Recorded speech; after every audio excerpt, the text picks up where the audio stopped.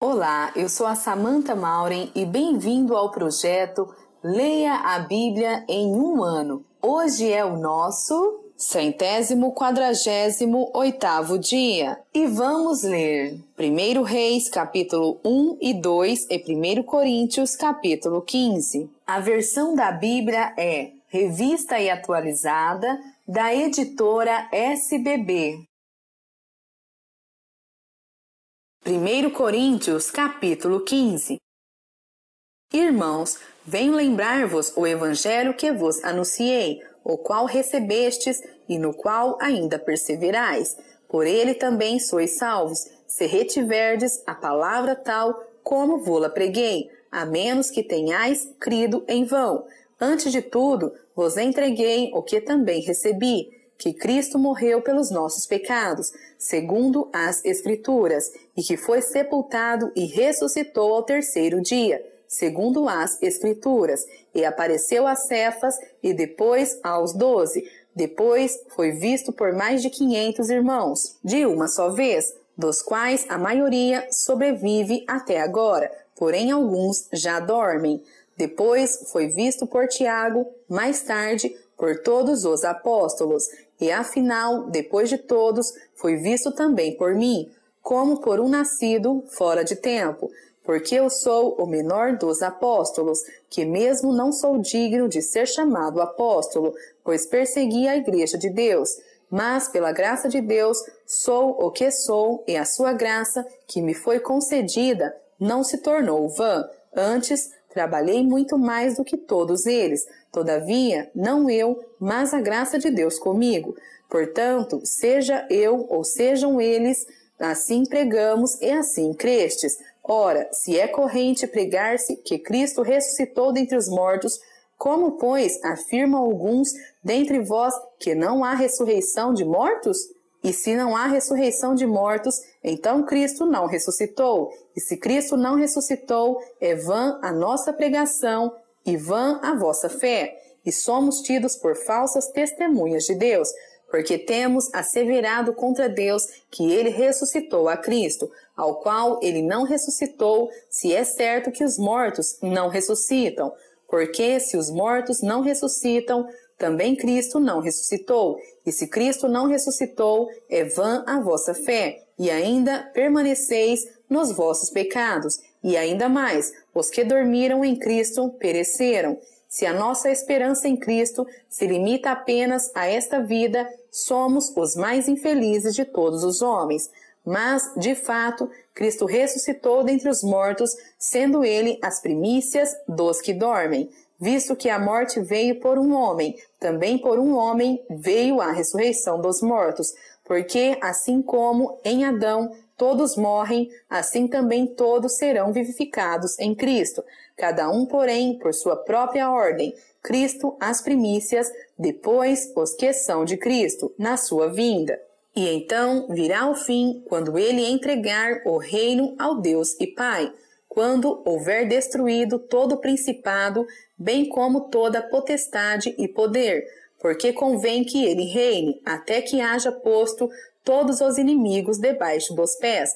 O último inimigo a ser destruído é a morte, porque todas as coisas sujeitou debaixo dos pés.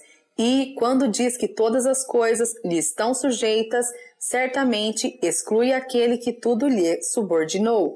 Quando, porém, todas as coisas lhe estiverem sujeitas, então o próprio Filho também se sujeitará àquele que todas as coisas lhe sujeitou, para que Deus seja tudo em todos. Doutra maneira, que farão os que se batizam por causa dos mortos? Se absolutamente os mortos não ressuscitam, por que se batizam por causa deles? E por que também nós nos expomos a perigos a toda hora? Dia após dia morro. Eu protesto, irmãos, pela glória que tenho em vós outros, em Cristo Jesus, nosso Senhor. Se como homem lutei em Éfeso com feras, que me aproveita isso? Se os mortos não ressuscitam, comamos e bebamos, que amanhã morreremos. Não vos enganeis, as más conversações corrompem os bons costumes. Tornai-vos à sobriedade como é justo, e não pequeis, porque alguns ainda não têm conhecimento de Deus. Isto digo para vergonha vossa. Mas alguém dirá: como ressuscitam os mortos? E em que corpo vêm? Insensato, o que semeias não nasce, se primeiro não morrer. E quando semeias, não semeias o corpo que há de ser, mas o simples grão, como de trigo ou de qualquer outra semente. Mas Deus lhe dá corpo como lhe aprouve dar, e a cada uma das sementes o seu corpo apropriado.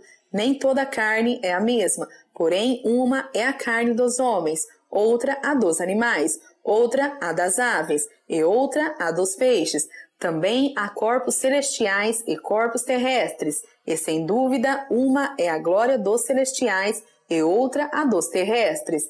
Uma é a glória do sol, outra a glória da lua, e outra a das estrelas, porque até entre estrela e estrela há diferenças de esplendor. Pois assim também é a ressurreição dos mortos. Semeia-se o corpo na corrupção, ressuscita na incorrupção. Semeia-se em desonra, ressuscita em glória. Semeia-se em fraqueza, ressuscita em poder. Semeia-se corpo natural, ressuscita corpo espiritual. Se há corpo natural, há também corpo espiritual. Pois assim está escrito: o primeiro homem, Adão, foi feito alma vivente. O último Adão, porém, é espírito vivificante. Mas não é primeiro o espiritual, e sim o natural, depois o espiritual. O primeiro homem, formado da terra, é terreno. O segundo homem é do céu. Como foi o primeiro homem, o terreno, tais são também os demais homens terrenos. E como é o homem celestial, tais também os celestiais. E assim como trouxemos a imagem do que é terreno, devemos trazer também a imagem do celestial. Isto afirmo, irmãos, que a carne e o sangue não podem herdar o reino de Deus, nem a corrupção herdar a incorrupção. Eis que vos digo um mistério: nem todos dormiremos, mas transformados seremos todos num momento, num abrir e fechar de olhos, ao ressoar da última trombeta. A trombeta soará, os mortos ressuscitarão incorruptíveis, e nós seremos transformados, porque é necessário que este corpo corruptível se revista da incorruptibilidade e que o corpo mortal se revista da imortalidade. E quando este corpo corruptível se revestir de incorruptibilidade e o que é mortal se revestir de imortalidade, então se cumprirá a palavra que está escrita: tragada foi a morte pela vitória. Onde está, ó morte, a tua vitória? Onde está, ó morte, o teu aguilhão? O aguilhão da morte é o pecado, e a força do pecado é a lei. Graças a Deus que nos dá a vitória por intermédio de nosso Senhor Jesus Cristo. Portanto, meus amados irmãos, sede firmes, inabaláveis e sempre abundantes na obra do Senhor, sabendo que, no Senhor, o vosso trabalho não é vão. Que Deus o abençoe, frutifique e prospere essas palavras em teu coração. Compartilhe aqui ou no blog o que Deus falou com você. Até breve!